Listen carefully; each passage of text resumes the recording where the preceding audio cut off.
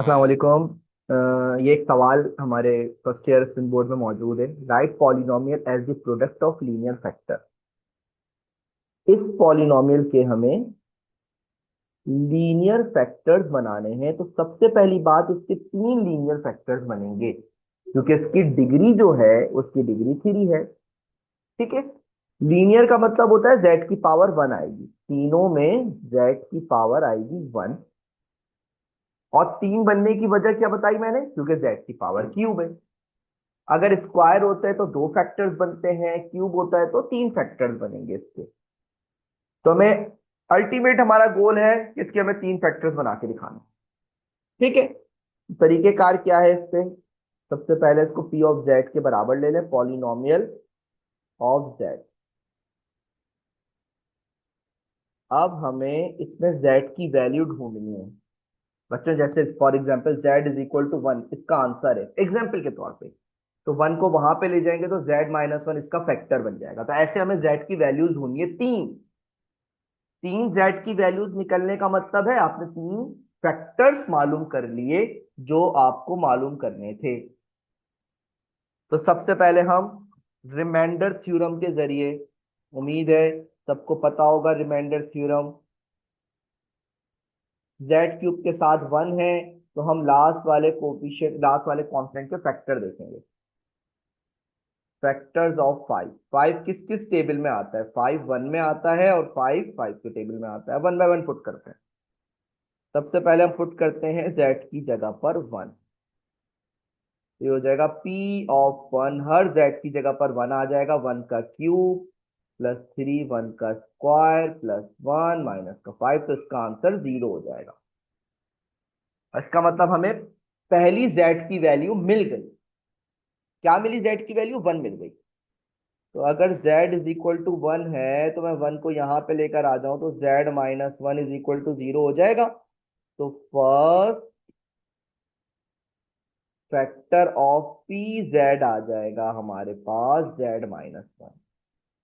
ठीक है, ये इसका फर्स्ट फैक्टर हो गया। अब हमें क्या करना है?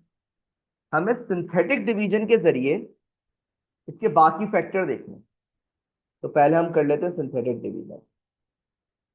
9th क्लास का टॉपिक है, उम्मीद है ये भी सबको आता होगा। डिवीजन कैसे करते हैं? सारे कोफिशिएंट लिखेंगे। जेड क्यूब के साथ 1 है तो 1 आ जाएगा, जेड स्क्वायर के साथ 3 है, जेड के साथ 1 है, कांस्टेंट -5 है। क्या करेंगे इसके बाद भाई? जेड की क्या वैल्यू पुट की थी बच्चों हमने? जेड की वैल्यू हमने पुट की थी जेड इज इक्वल टू 1, तो 1 के साथ डिवीजन हम स्टार्ट करेंगे सॉल्व करना। ठीक है।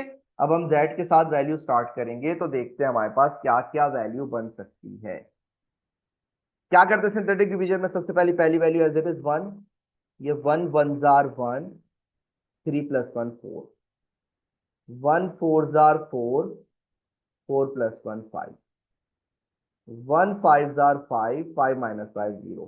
ऊपर 0 आया था, यहाँ पे भी रिमाइंडर 0 आना चाहिए था। अगर ये 0 नहीं आता इसका मतलब हमने या तो ऊपर गलती की है या नीचे गलती की है। बच्चों से सिंथेटिक डिवीजन के बाद फायदा ही होता है, एक दफा डिवाइड करने के बाद डिग्री कम हो जाती है। ये जेड स्क्वायर, ये जेड और ये कांस्टेंट हो जाता है। पहले जेड क्यूब था ना, एक दफा डिवीजन करने के बाद ये हो जाएगा 1 z square plus 4z plus 5 is equal to 0। अब लगा लो क्वाड्रेटिक फॉर्मूला। बच्चे बोलते हैं सर मिडिल टर्म ब्रेक। बेटा इसमें मिडिल टर्म ब्रेक नहीं हो सकती, कॉम्प्लेक्स इसके फैक्टर्स बनते हैं, तो इसलिए हमारे पास मिडिल टर्म ब्रेक तो हो ही नहीं सकती। ए 1 है, बी 4 है और सी 5 है। क्वाड्रेटिक फॉर्मूला होता है Z is equal to minus B plus minus under root B square minus 4ac upon 2a। सारी वैल्यूज को पुट कर दें, बी की जगह पर 4 आ जाएगा, बी का स्क्वायर यानी 4 का स्क्वायर 16, 4ac 4 5 20 अपॉन 2a, तो ये 2 हो जाएगा। तो हो जाएगा -4 प्लस माइनस अंडर रूट के अंदर बच जाएगा -4 और अपॉन में 2 आ जाएगा।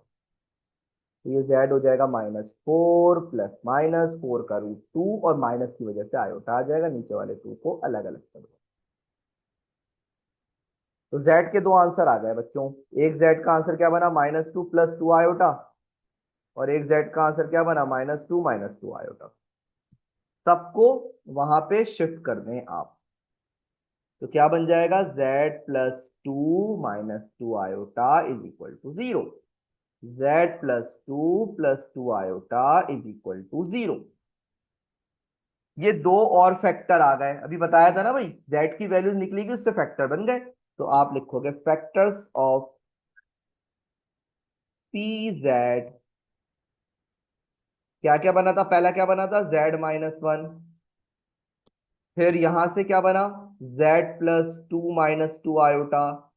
और लास्ट में क्या बन गया, z+2 + 2 आयोटा। बच्चों यही इसका फाइनल आंसर, सॉल्यूशन कंप्लीट।